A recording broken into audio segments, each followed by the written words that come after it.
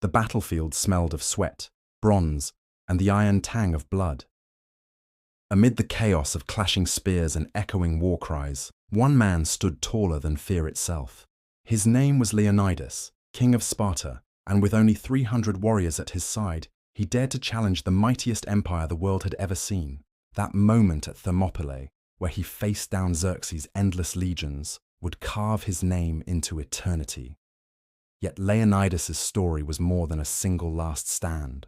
His journey from obscure beginnings to immortal legend is a tale of discipline, sacrifice, and unyielding resolve. The making of a king who became the symbol of defiance against impossible odds. Leonidas was born around 540 BCE in Sparta, a city unlike any other in Greece. Sparta was not built on art or philosophy, but on discipline and war. From the moment he opened his eyes to the harsh Laconian sun, Leonidas was bound by a society that valued strength, obedience, and endurance above all else. He was the son of King Anaxandridas II of the Agiad dynasty, though not the heir apparent. His half-brother Cleomenes had been born first, positioning Leonidas as a secondary figure, destined not for the throne but for service. Yet in Sparta, even a prince was never above the laws of the agoge. At the age of 7, Leonidas was torn from his mother's arms and thrown into the state's brutal military training system. Here, boys were forged into warriors, hunger was constant, sleep was short, and punishment was severe. Leonidas endured it all, not with brilliance, but with relentless perseverance. Where others broke, he bent. Where others faltered, he pressed on. His peers may not have seen him as destined for greatness, but Sparta taught him the value of resilience. Life in the agoge hardened Leonidas. He learned how to stalk prey, endure pain without flinching, and fight as part of the phalanx, the impenetrable wall of shields that made Spartans feared across Greece. He was not naturally exceptional. His strength lay not in being the fastest or strongest, but in his sheer refusal to yield. This quiet endurance earned him respect.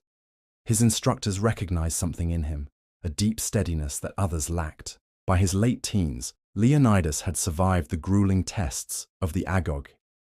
He became a full citizen, a hoplite soldier in the Spartan army, and part of the brotherhood that defined Spartan life. His path seemed straightforward. Serve the city, obey the kings, and live in the shadow of Cleomenes, the eccentric and unpredictable heir. Sparta was ruled by 2 kings, one from each royal house, the Agiads and the Eurypontids. Leonidas, being of the Agiad line, seemed unlikely to inherit power. His half-brother Cleomenes took the throne after Anaxandridas' death, and his reign was marked by brilliance mixed with instability. Cleomenes was cunning, ambitious, and ruthless, but also erratic. Over time, his eccentricities deepened into madness, and his decisions strained Sparta's delicate balance of power.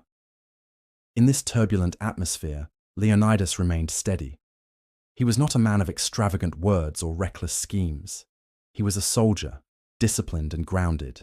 When Cleomenes died under mysterious circumstances in 490 BCE, reportedly by suicide, though whispers of murder circulated, Leonidas ascended to the throne.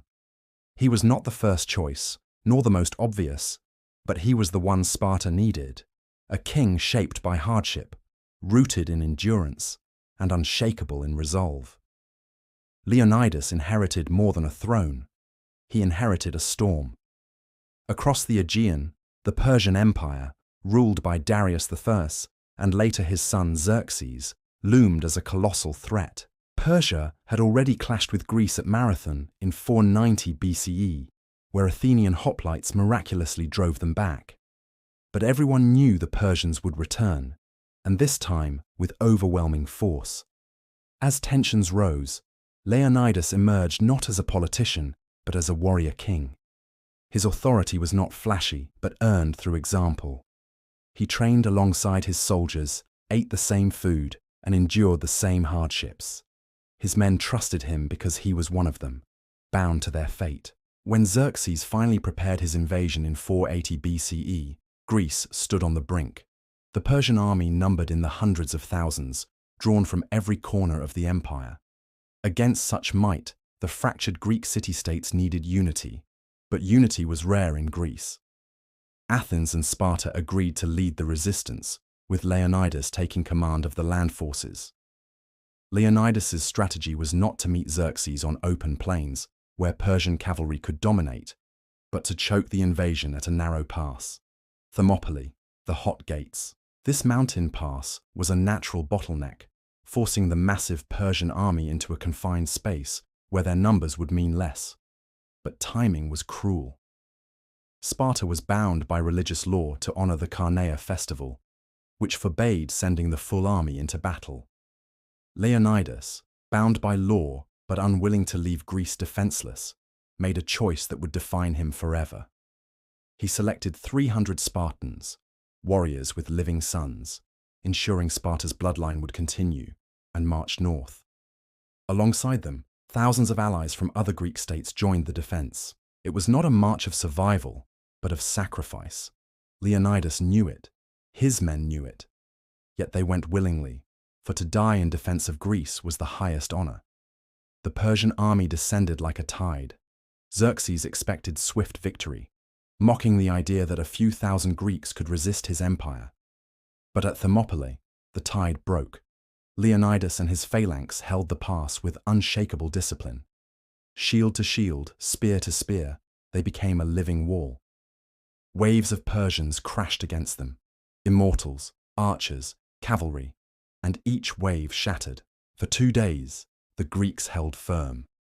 Leonidas was everywhere, moving among his men, steadying their courage, fighting in the front lines.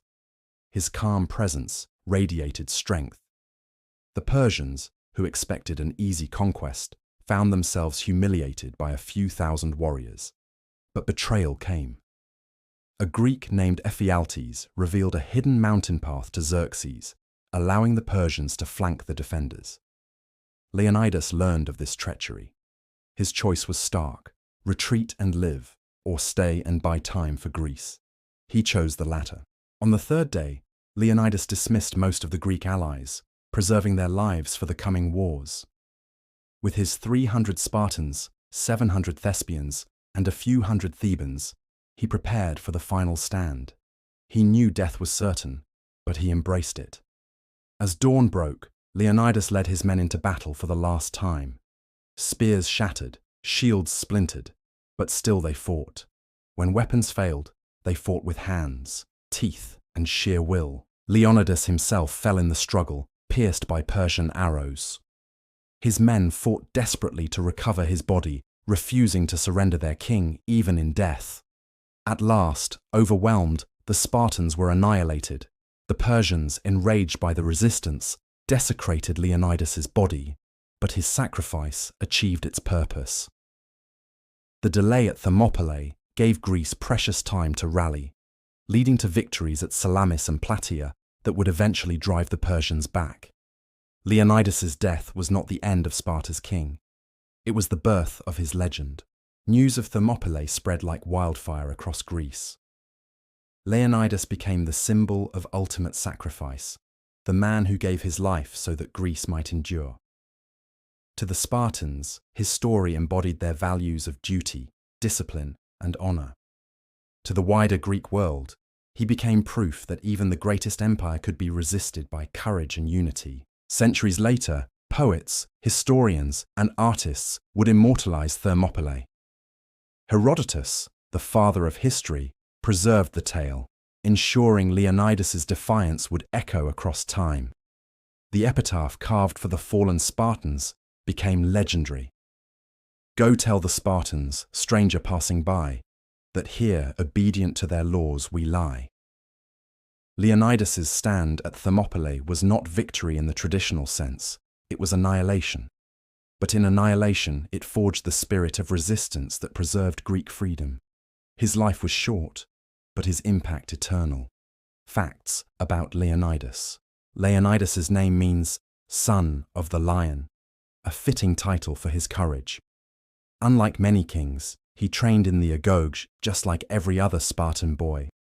He was married to Gorgo, one of the few women in ancient Greece who held political influence. Leonidas's decision to take only men with living sons ensured Sparta's bloodlines survived. The number 300 has become iconic, though thousands of Greeks also fought at Thermopylae. The Thespians who stayed with Leonidas chose to die alongside the Spartans voluntarily. The Persians reportedly cut off Leonidas's head after his death, an insult rarely done to kings. Leonidas's story inspired countless works of art, literature, and modern films. His wife, Queen Gorgo, was the daughter of Cleomenes I, making Leonidas both uncle and husband to her. Thermopylae has been revisited in countless wars as a symbol of heroic resistance against overwhelming odds. Leonidas's life reminds us that greatness is not born from privilege, but from steadfastness. He was not destined for power, not favored by birth, not marked by genius. Yet through endurance, discipline, and an unbreakable will, he rose to embody the spirit of defiance. On the rocky pass of Thermopylae, he chose sacrifice over survival, setting an example that outlived him by millennia. His story whispers across history. Courage can stand where armies fall, and a single act of resolve can inspire nations.